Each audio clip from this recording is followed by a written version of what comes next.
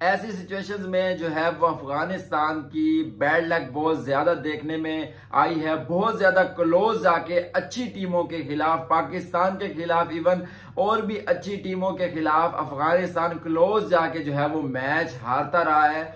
और मैं बिल्कुल इसका क्रेडिट देना चाहूंगा अफगानिस्तान की बैटिंग को कि जिस तरह उन्होंने जो है वो 37.1 ओवरों में 292 रन चेस करना था, वो भी श्रीलंका की पिचेस पर, और ये बहुत बड़ी अचीवमेंट थी। और मेरे ख्याल में 37 ओवर तक तो अफगानिस्तान जीत चुका था। एक बॉल पर 3 रन चाहिए थे सिंपल कैलकुलेशंस के हिसाब से, लेकिन इसके अलावा भी कुछ कैलकुलेशंस थी जो कि उनकी मैनेजमेंट को पता ही नहीं था। इवन के जो अफगानिस्तान के कोच हैं जोनाथन ट्रॉट, उन्होंने भी कहा कि हमें बस यही पता था कि हमने 292 रन का जो टारगेट है वो 37.1 ओवर में चेस करना है। इसके अलावा हमें कोई भी कैलकुलेशन नहीं बताई गई थी, लेकिन ऐसा नहीं है। कैलकुलेशन मैं आपको बताता हूं कि जब 289 रन थे अफगानिस्तान के और जो है वो 37.1 ओवर हो चुका था और नजीबुल्लाह आउट हो चुके थे, तो आखिर में आए फजल हक फारूकी। अगर फजल हक फारूकी जो है वो लेजेंड है, जब बॉलिंग पे आते तब भी मैच हरवा देते हैं अफगानिस्तान को,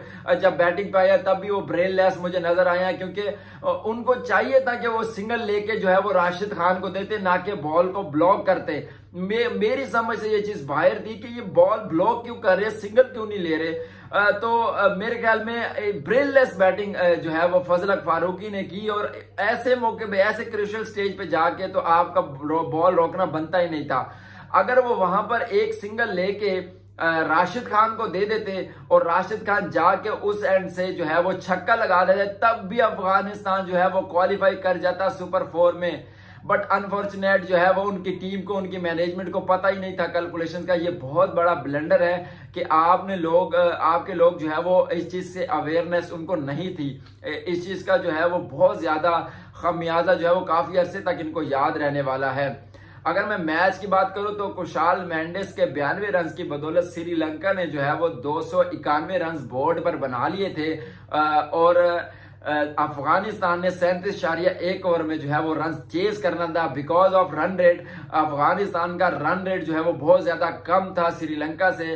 बांग्लादेश पहले ही पहुंच चुकी थी अच्छे रन रेट की वजह से, तो अफगानिस्तान ऑलमोस्ट मैच जीत गया था, लेकिन आखिर में जो है वो कुछ मिस कैलकुलेशंस की वजह से जो है वो अफगानिस्तान ये मैच हार गया। और बहुत ज्यादा मुझे अफसोस हुआ, क्योंकि बहुत दफा वो जो है वो करीब जाकर हिस्ट्री क्रिएट करने लगते हैं, लेकिन उनकी लक जो है वो उनका साथ नहीं देती।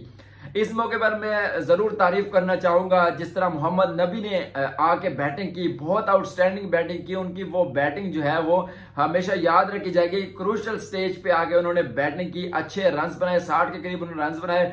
और इसके अलावा उनके कैप्टन शाहिदी ने भी अच्छी 50 की और रहमत शाह ने भी अच्छी नहीं खेली। ये क्रूशियल मूवमेंट पे जो है वो स्टेप अप किया अफगानिस्तान की टीम ने।